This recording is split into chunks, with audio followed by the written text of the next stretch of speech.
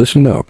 You are not going to believe what just came out of this recent press session with President Trump.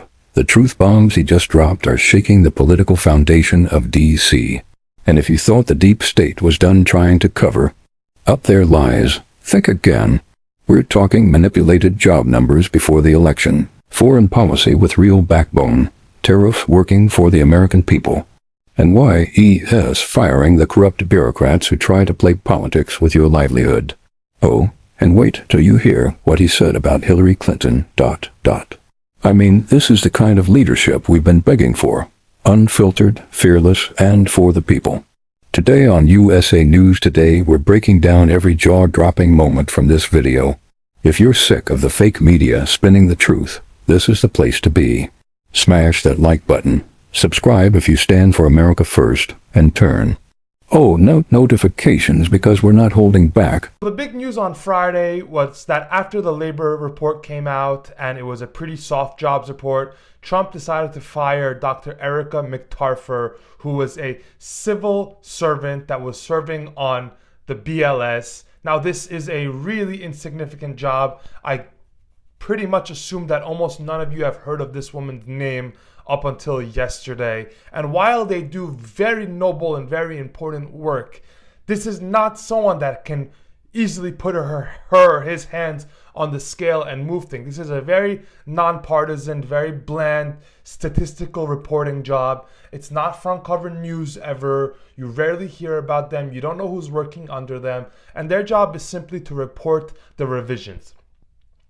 Now, Trump fired her seemingly on the premise that in recent months and years, there has been an increasing size of revisions to this data. And given the fact that there are all these revisions, this is somebody that is worthy of being relieved of her duties because she is simply not performing her job. And look, to an extent, I agree with Trump's logic here. I've been sounding the horn about how off government published job data was relative to just, let's say, the ADP, which is a private payroll report that comes out. Or if you look at CPI versus Truflation, you get a similar outlook. Again, CPI is also published by the BLS. But could you imagine if this report came out and it was positively revised upward, aka if they originally thought jobs were 150,000 and jobs ended up actually being 300,000?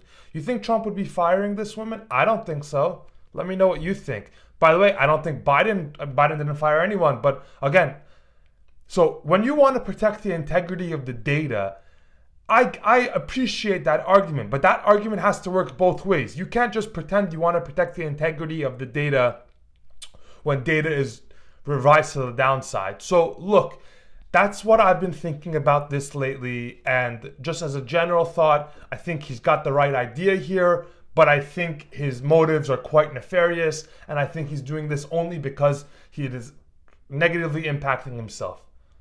Now let's go to the second order effect, because this is frankly more important.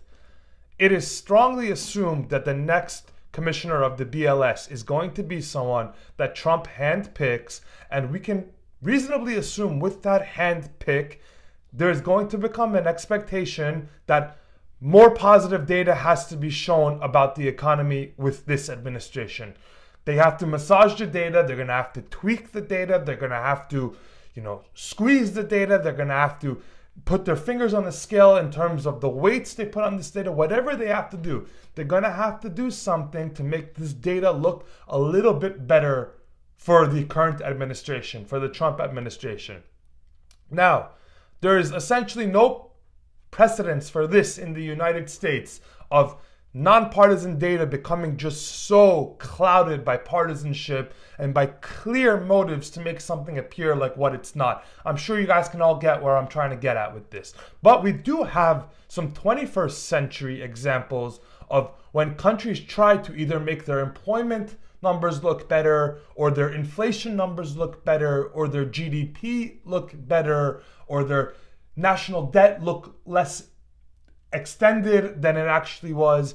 And in every single instance, it ended in disaster. 1. Job numbers manipulation exposed. Let's start with the biggest scandal, the jobs report lies. President Trump didn't just hint.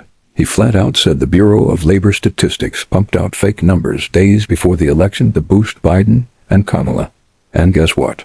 After the election, BOOM, 900,000 jobs slashed in a correction. That's not a mistake. That's election interference. 2.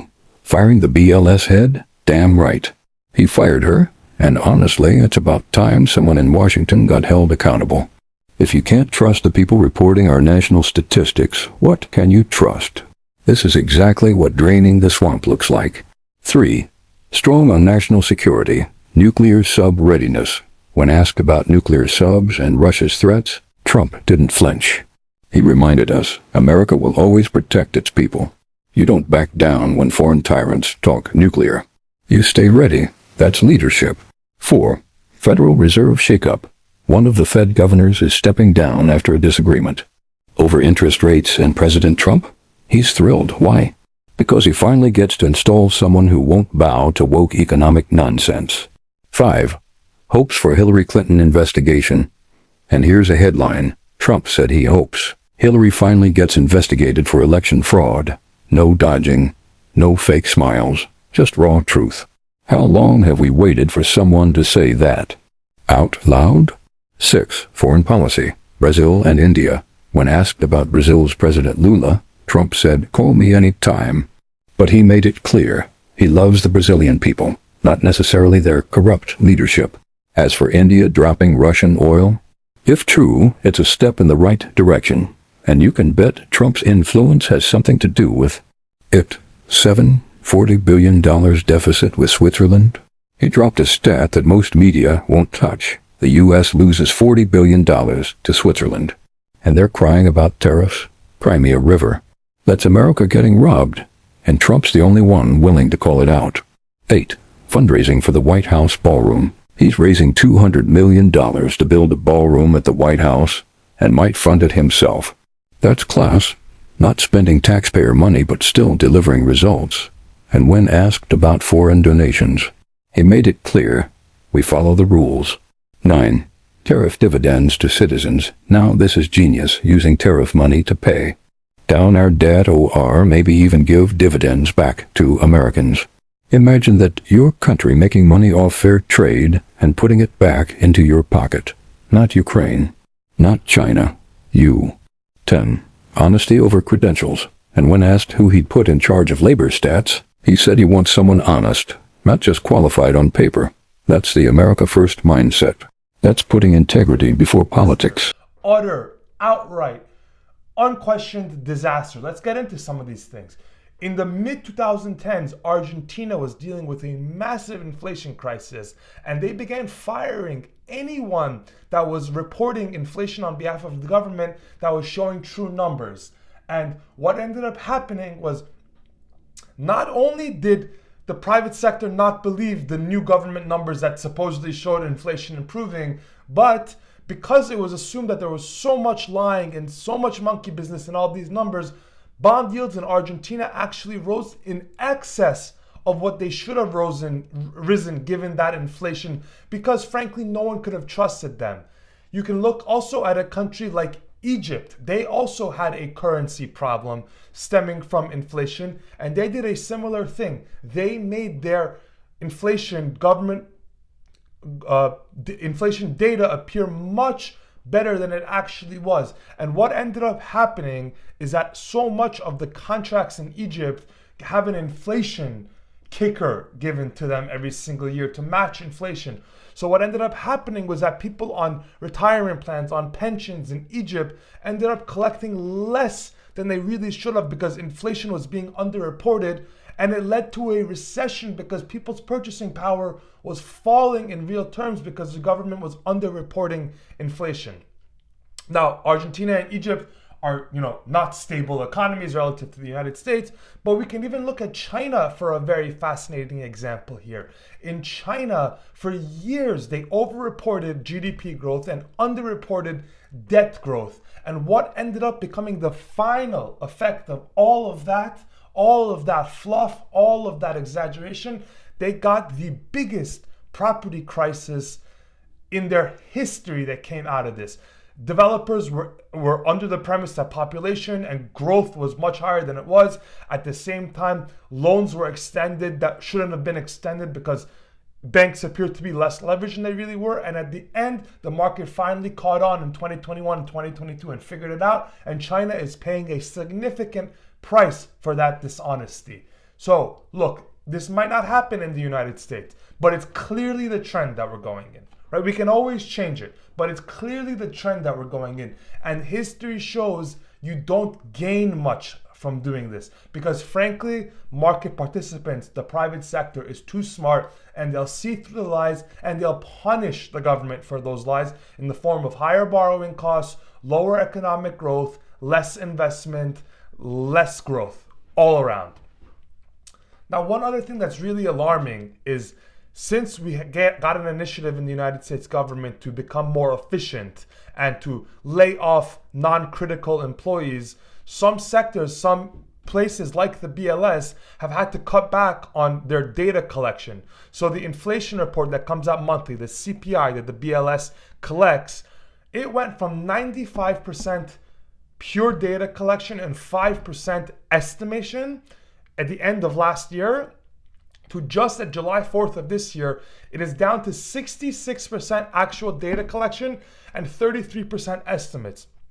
1/3 of inflation right now is being estimated. I'm not kidding. Go on my Twitter, go on my TikTok, go on my YouTube page, go on the Forbes videos that we posted before we talked about this. 1/3 of CPI is now being estimated. That is not an accurate way of measuring CPI. I always talk myself about how I just don't see how inflation is 2.5%. I live a life. I have housing costs, I have food costs, I have health insurance costs, I have childcare costs.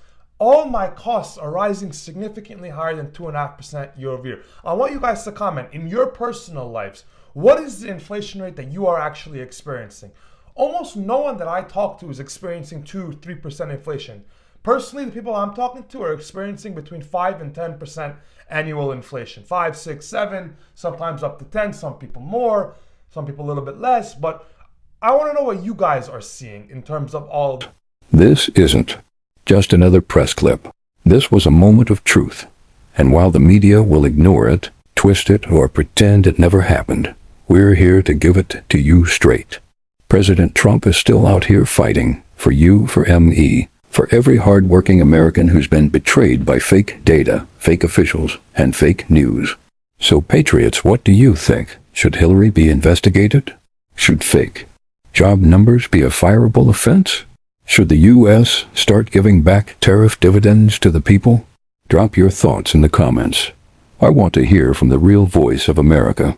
Until next time, stay alert, stay vocal, and stay proud. This is USA News Today, where the truth still matters and patriotism is never out of style. God bless you, and God bless the United States of America. Like, comment, subscribe. Turn on the notification bell for more fearless commentary.